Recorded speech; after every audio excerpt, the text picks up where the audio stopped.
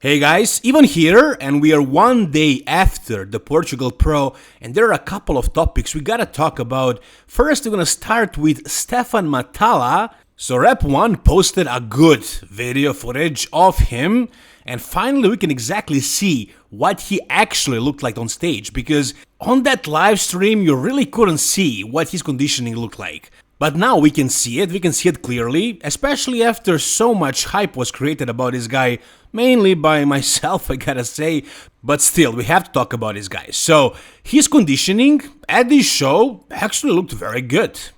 Now, in that live stream, you couldn't see any striations in his glutes. Were they present? Well, his glutes were pretty lean, but he doesn't have the deepest cuts in the glutes. And I believe he was well aware of that because he didn't pull up his trunks like some classic competitors do when they have really straight glutes. So he was kind of covering them as much as he could. But then this is classic physique. I guess the trunks are longer because it's not supposed to be a glute competition. It shouldn't be all about how conditioned your glutes are, at least in this division. I know all top competitors are really showing their glutes and they can be really ripped, really striated, so it's not a good thing, but it's not the worst thing.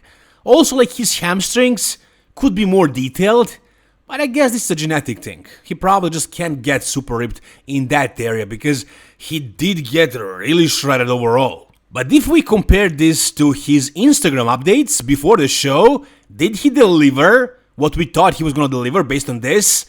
Well, kind of, sure. Not quite, but yeah, pretty much it's there. When I saw this, man, I was like, what the hell is this? This looks unreal.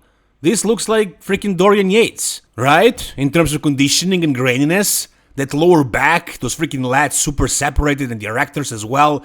The hamstrings also, glutes, too, calves. Everything just looked super lean, super shredded, super dry. And he was pretty much peeled and dry on the stage. But I think he may have spilled over a little bit. Maybe not spilled over, but I think he was a little bit too full.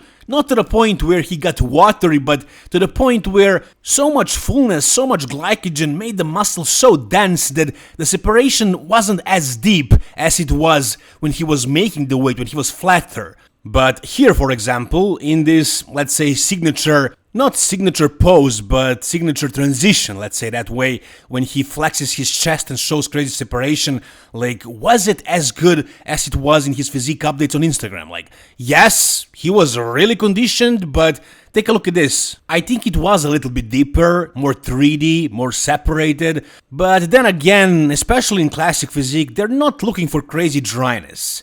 For that super dry and separated look. They're kinda looking for a lot of fullness. Conditioning as good as possible, but you have to be full and round. So overall, it was definitely a mission complete. The guy won the show, qualified for the Mr. Olympia, and for somebody who is basically known for being an Instagram bodybuilder, he did deliver. He definitely did deliver this time around. He looked amazing and he won a Mr. Olympic qualification once again. Hopefully this year he will get to that stage, but now let's talk about his potential on that stage. Look, everybody in that top 8 at the Mr. Olympia, they're all very popular guys, they're all bringing good condition, and they all have amazing structure, amazing shape. And I would say Stephane has all those things. Especially shape. Now he has conditioning as well, it's very good. It could be a little bit better, especially in the lower body from behind, but it's very good. It's still very good. It's good enough, I would say. The only question is how special his structure truly is and how complete is he. Now, as far as structure, he is freaking amazing. He's really special. I don't know, there aren't many guys who are this blessed. This reminds me a lot of Ramon Dino.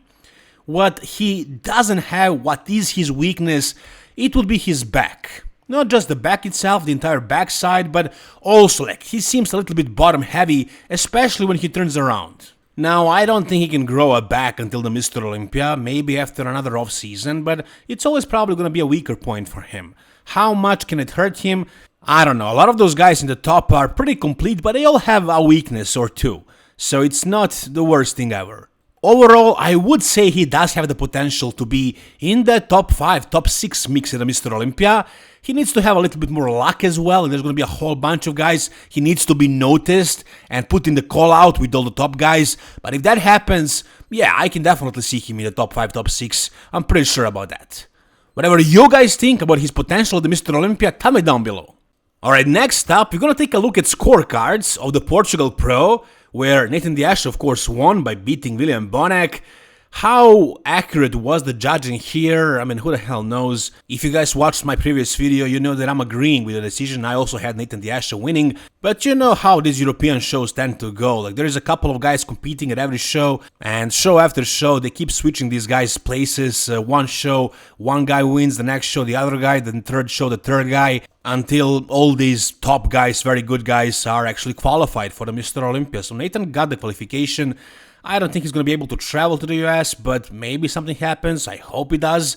Anyways, we're going to see these guys again at the Dubai Pro, but all three of these guys, Nathan, Beckrus, and Bonac, are already qualified for the Mr. Olympia. The only guy that is top guy that is doing this show is Rubil Mosquera, and he's not qualified for the Mr. Olympia. And he really needs to go over there because there is so much hype around him. He will sell tickets for sure. So I think he's probably going to win the Dubai Pro, but I think he's going to deserve it as well. Now, as far as this show, as per the scorecards, Neckziila won with a perfect score. So as you can see, he had 3 and 3, and William Bonac had 6 and 6. So it was very clear. Apparently, all the judges agreed that Nathan is going to win this show, or at least most of them, because the highest and the lowest scores are erased. But again, just the fact that he won with a perfect score does not mean that it wasn't close. And it's interesting that some of these guys had different scores in the pre-judging and the finals, and it was all held at the same time. There was literally no time in between pre-judging and the finals. It was all at the same time, but somehow Andre Carlau, between William Bonac and Neckziila, as you can see right here, he got 24 points in the pre-judging and 18 points in the finals. Why would the judges change their mind that much in basically 15 minutes? I don't know. The only thing he could change is maybe posing, but this many points, it's weird. It's inconsistent, but whatever. Anyways, in the end, Neckziila is the one who won this show. He's going to the Mr. Olympia if he can get to the US. Will he be able to beat Beckrus too at a Dubai Pro in a rematch? That's a good question. That's definitely a very good question, but it's pretty much impossible to tell until we see them on stage. I mean, Nathan did improve a lot from Italy. He wasn't at his best at that show, and also Beckrus wasn't at his best at Spain when he lost to William Bonac. So, I don't know, Dubai Pro is going to be very interesting because of that, but I think in the end, at the very top, we're gonna have Rubil Mosquera Neckziila. So here you can see his most recent physique update in the Magic Mirror. You guys saw this already. He looks absolutely insane, and he looks like his upper body grew. And last time he competed, he was actually 272 on stage in Prague Pro. Did you guys know that? 272. How heavy do you think he is right now? Let me show you. The guy's, he's just, I think about 6 feet tall, maybe. 304. Wow. 304. Yeah, he's a freak. That's some Rami-esque shit. Alright, so you heard it. 304 pounds.